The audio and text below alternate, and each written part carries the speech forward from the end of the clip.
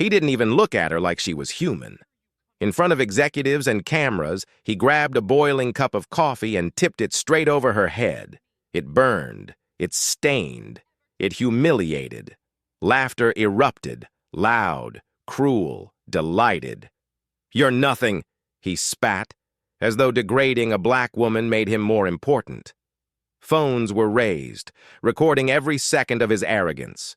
He strutted, believing his power was permanent, his legacy unbreakable.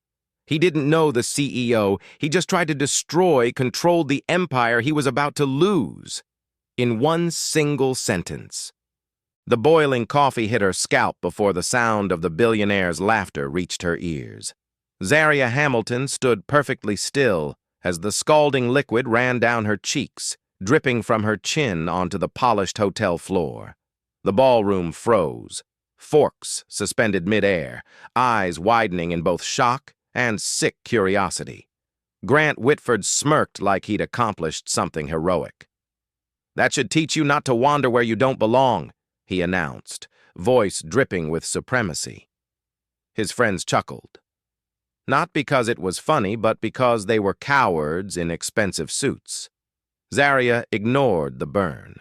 She raised her gaze, eyes like sharpened steel. She committed every face in the circle to memory. Silent witnesses, spineless enablers. Inside her chest, rage and patience held hands.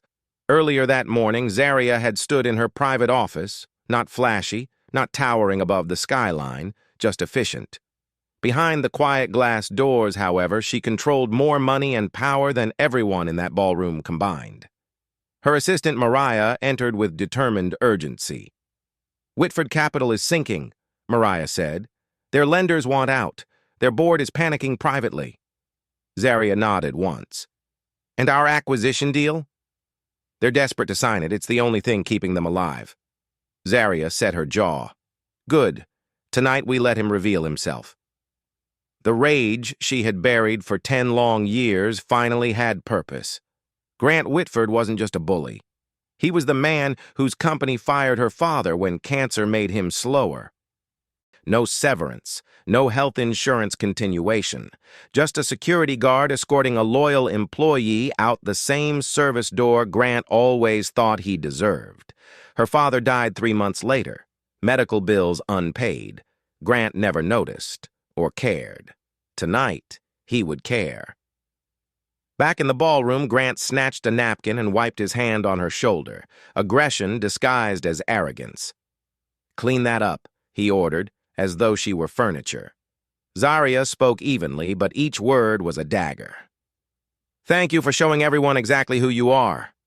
Grant scoffed, confused at her composure, but Zaria simply turned and walked away, coffee dripping like war paint, leaving a trail that would soon lead to his destruction.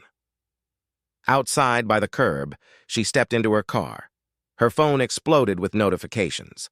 The video was everywhere, every angle, every cruel laugh. Millions of people had already chosen a side, and it wasn't his. Mariah called. "We're executing Protocol 0, total takeover." "Do it," Zaria replied. "No mercy." At sunrise, chaos bloomed across financial news channels. Whitford stock plummeting. Major partners canceling meetings. Investors demanding Grant's resignation. Headlines questioning his morality and sanity, but Grant still deluded himself into thinking power belonged to him by birthright. He stormed into his office, barking orders. "We're signing that deal today. They can't afford to lose me." 2 hours later, they arrived. 2 executives from the acquiring company. Grant stood tall, plastered with fake charm. "So," he grinned, "here to finalize the merger?" The executives glanced at one another. "No, we're here to inform you that the agreement is terminated." Grant's face darkened. "Terminated? My lawyers—" "We're invoking the morality clause," the woman replied calmly. "You violated it in every way." Grant pointed at her aggressively. "Get your CEO on the phone now." A voice answered from behind him. "No need. She's already here." Grant turned, and his arrogance finally cracked. Zaria Hamilton entered the boardroom like a verdict. No anger, no weakness, just the presence of someone born to command. "Let me introduce myself properly," she said, laying a business card before him. Zaria Hamilton, chairwoman and CEO, Hamilton Equity Group parent company of Whitford Capital's soon-to-be former Lifeline. Grant's complexion drained. You can't be—" "Yes," she interrupted. "I'm the person whose mercy your father believed you deserved. I'm also the woman you tried to humiliate because you thought my worth was less than yours." Grant swallowed, words failing him. "You fired my father when he needed help to live," Zaria continued. "Last night you tried to make me feel the same worthlessness you assigned to him." Her voice cut quiet and cold. "This is justice, not revenge." Grant sank into a chair as she slid a folder toward him. "Inside, you'll find your resignation. Your assets frozen, your company seized, your reputation obliterated." He choked out. "Please, my family—" "My father had a family too," Zaria said. "That didn't stop you?" Security entered. Grant stumbled back as cameras burst through the lobby doors. "Mr. Whitford, do you regret it?" "Is racism worth losing everything? How does it feel to be powerless?" He said nothing, because there was nothing left to say. Outside, Zaria stood on the building steps as sunlight crowned her shoulders. Mariah approached, smiling with fierce pride. "What now?" she asked. Zaria looked out at the same city that once told her father he was nothing.